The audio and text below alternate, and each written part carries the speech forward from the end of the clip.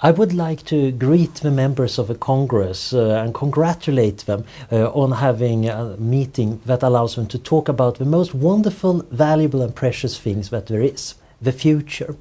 Because by their discussions and their ideas, we're of course going to be able to shape it.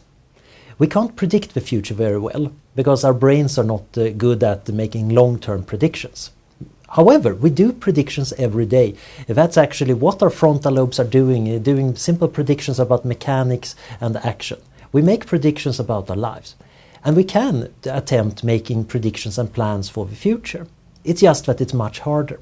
However, we're also intelligent beings that can refine our methods. We can work together and become better at coming up with good plans for the future.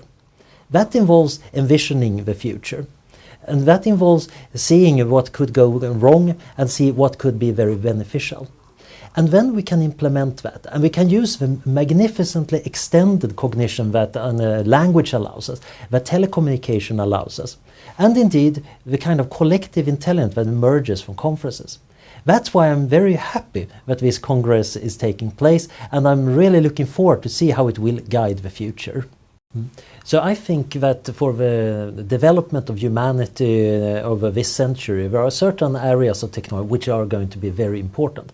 One important aspect is automation, the ability to construct systems, machines and software that can act on their own, that can do intelligent processes of various kinds. Ideally, we want to have control over these ones. So that means that we need better ways of interfacing humans to these ones. And it might be through smart user interfaces and gadgets, but it might also be through direct connections. This is very important because we want our will, our ideas and values to manifest in the world. And we're using technology to do that. So as technology becomes more advanced, we must also make it better at understanding what we want and implement it. And that's going to require intelligent technology and stronger links to it. But in the longer term, of course, we want to do something about our physical state, our biological condition as humans. It's certainly not bad. It's nice to be a human, it's nice to be alive, but we could be healthier, we could live longer. And there are various ways of doing that. But in the end, biotechnological means of extending human capacity are limited by the limitations of biology. And I do think that we're going to enhance ourselves using artificial means. At first, maybe implants, but in the longer run, by transferring our consciousness to machines, if that's technically possible. And I do think this is a very important development that are going to affect our economy, our society, and our view of the world over this century. One of the most interesting possibilities, in my opinion, mainly because this is my old research area, is to simulate and emulate the human brain. So right now we have computational neuroscience. We set up simulations of the connections between neurons and the impulses moving between them. And then we try to adjust these models to fit real biological data, both in how the brain is constructed, but also the results. So right now we have fairly good memory models. We have an idea, we think, of how memories are stored in the brain. We have much less understanding of high-level conditions in the brain, like emotions and consciousness. We don't really know what experiments to test for it. Memory is very easy. You can see if a simulation remembers something or if it doesn't. But people are increasingly investigating these more advanced states of the mind. And I think we're going to get enough data to start constraining the simulations. However, there is another way of emulating the brain, and that is actually to try to get all the little pieces right without understanding why they're connected like they are. So this approach, which I call whole brain emulation, would consist of taking a brain and then scanning it carefully, finding what is connected to what, all the chemicals and all the interactions going on a low level, without any understanding of what consciousness or intelligence is, and just simulating that. Now, according to some theories of mind, that would be enough to actually produce real consciousness, real memory, real intelligence. Of course, some philosophers and scientists disagree about this, but this is a testable proposition.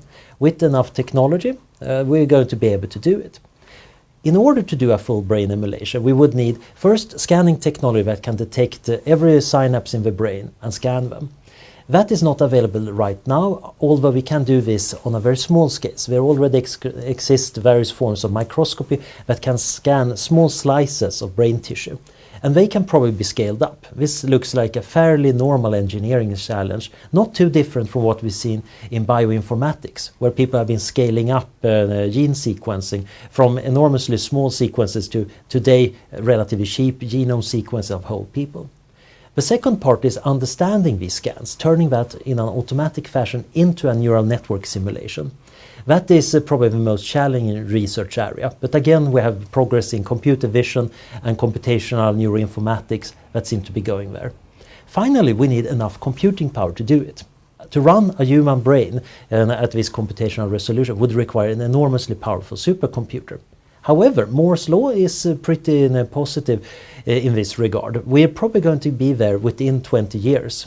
And it seems like if we don't need all the biological detail, if it turns out that you can simplify brain emulation, then we might already have enough computing power. The real problem is, of course, putting together this enormous research project. There are a lot of different research groups that need to talk to each other and realize that they are working on the same goal.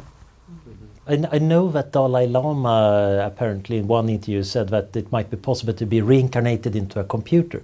So I absolutely see no contradiction between many Eastern beliefs and the idea of transferring minds into machines or nanotechnological constructs. I don't think that is, from a religious perspective, very problematic. Coming myself from a very much empirical perspective, I'm thinking that, well, the best way of finding out whether dualism is true, that there is some kind of soul material that's different from normal material, would be to try brain emulation, for example. If we scan the material parts of the brain and then try to run it in a computer, if it absolutely doesn't work at all, then that might be interesting evidence that there is something we missed. If it works very well, then either we got a good way of transferring soul material, or maybe soul material doesn't exist. So I think we're going to get interesting answers actually from experimental neuroscience and transhumanism in the near future, in the next few decades, to many of these age-old questions. I would certainly want to transfer my mind to an artificial body if the technology existed and had demonstrated that it was safe enough. Some people have a problem with this because their idea of what makes them themselves is of a particular philosophical type. And this is something that's going to be different between different people. I regard myself as the equivalence class of all Anders-like processes, which is a very abstract and slightly unusual perspective. So I have no problem with the idea of there existing multiple copies of me, backup copies of me, variants of myself. Other people might disagree on that. But I certainly think the practical benefits of being able to live forever, and transmit myself digitally, be able to run on bodies which are not biological or enhanced biological, and be able to have backup copies in case something goes wrong, would be enormous. So I think in the future I'm hoping to be software.